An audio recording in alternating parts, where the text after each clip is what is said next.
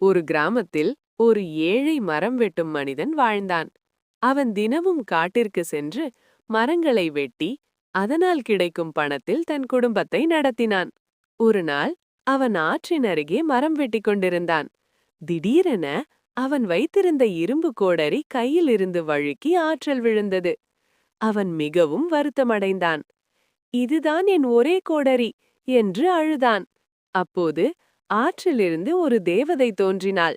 அவள் ஒரு தங்கக் கோடரி காட்டி, "இது உன்னுடையதா?" என்று கேட்டாள்.